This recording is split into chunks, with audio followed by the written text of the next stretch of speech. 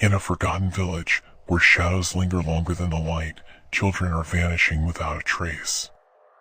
The villagers whisper of a dark force lurking in the woods, a creature that takes the form of their shadows.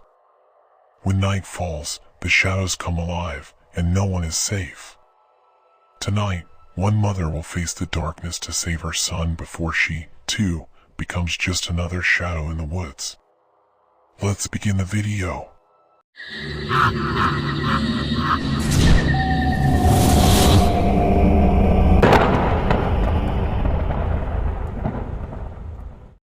In the heart of a forgotten village, nestled deep in the embrace of a vast forest, the air always felt colder than it should. It was the kind of place where the sun barely kissed the ground, and shadows loomed longer than nature intended. For generations, the villagers had whispered of strange happenings, of things that lurked in the woods, never seen, but always felt. Yet, nothing was more terrifying than the shadow that came for their children. It started on a crisp autumn night, when the village was asleep, save for the low hum of the wind threading through the trees. A child vanished without a sound. No trace, no scream, just gone.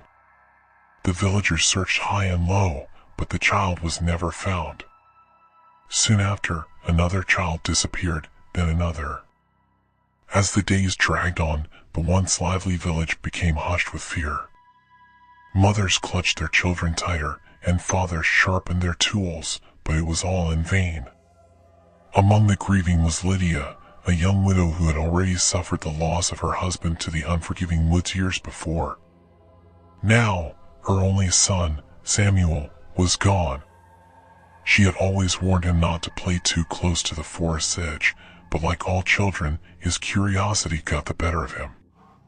The day he disappeared, Lydia felt something shift inside her, like a hollow void opening where her heart once was.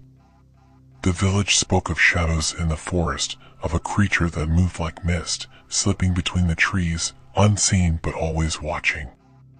They called it the Hollow Shadow, a being that fed on despair, luring children with whispers and transforming them into nothing but shadows of their former selves. No one dared venture into the forest, and soon Lydia found herself abandoned in her grief.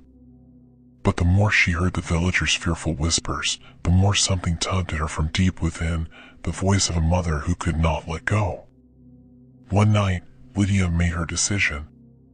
Armed with nothing but the determination of a mother and a lantern to light her way, she slipped into the darkened woods, following the path her son had once wandered down. The trees seemed to close in on her as she ventured further, their skeletal branches reaching out as if to trap her. But it wasn't the cold or the woods that chilled her, it was the oppressive sense of dread that clung to the air, thick like fog. Hours passed, or perhaps it was only minutes. Time felt strange in the forest. As Lydia pushed deeper into the heart of the woods, she began to hear it, a faint voice, familiar and distant.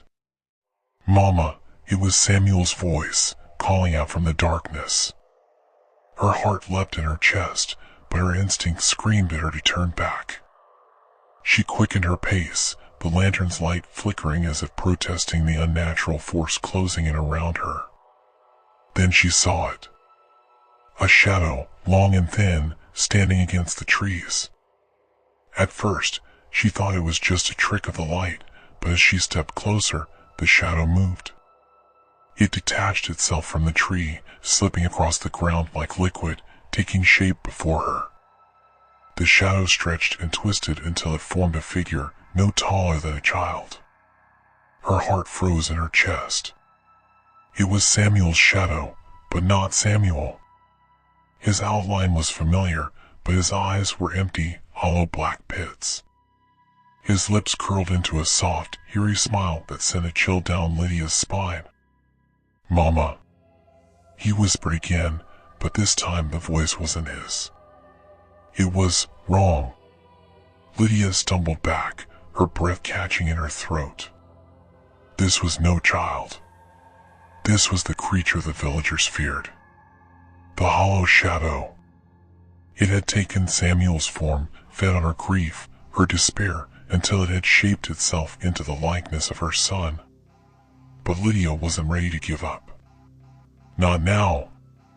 Not ever. Give him back, she whispered, her voice shaking but strong. The creature didn't respond.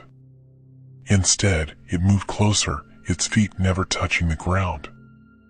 Lydia backed away, but the shadow only advanced, growing taller, darker. It was feeding off her fear, she realized, feeding off the emptiness she felt inside. Suddenly, the whispers of the villagers came rushing back to her, the creature fed on despair, on loss. If she let it consume her grief, she would become just another shadow in the woods. A hollow memory. But if she could confront it, face her own darkness, maybe, just maybe, she could get her son back. She dropped the lantern and closed her eyes, shutting out the fear, the loss, the sorrow. She thought of Samuel, not of his disappearance, not of the pain of losing him, but of his laughter, his smile, the warmth he brought to her life. She held onto those memories, those feelings, like a lifeline. She refused to let the creature take them from her. When she opened her eyes, the shadow had stopped. It hovered there, as if confused, uncertain. Lydia stepped forward, her fear replaced by something stronger, hope. "You can't have him," she said, her voice steady. "He's mine. And you will not take him." The shadow wavered, its form flickering like smoke caught in the wind. And then, with a final, heart-wrenching wail, it began to dissolve. Piece by piece, the creature unraveled, its darkness scattering into the night like ash. And then, silence. Lydia stood alone in the forest, the air suddenly still. She dropped to her knees, the weight of everything crashing down around her. But as she knelt there, she heard it, a soft rustling in the leaves behind her. She turned, and there, standing at the edge of the clearing, was Samuel. His eyes were no longer hollow, his face no longer twisted by the shadow. He was her son, whole, safe. With tears streaming down her face, Lydia rushed to him, pulling him into her arms. She had done it. She had faced the darkness, confronted her grief, and won. As they made their way back to the village, the woods seemed lighter, less oppressive. The shadow was gone, for now. But Lydia knew that the hollow shadow would always be waiting, lurking just beyond the light, feeding on those who couldn't let go. But she also knew this, as long as there was hope, as long as there was love, the darkness would never win. She may have reclaimed her son, but the woods are never truly silent. The hollow shadow still waits, feeding on the lost and the broken. In a place where grief lives, the darkness is always watching. So, tell me, what would you do if the shadow came for you? Thanks for watching the video. I hope you enjoyed this story, and don't forget to like, share, subscribe, and hit the bell icon so you never miss an update. Share your own scary encounters in the comments below. We love hearing from you.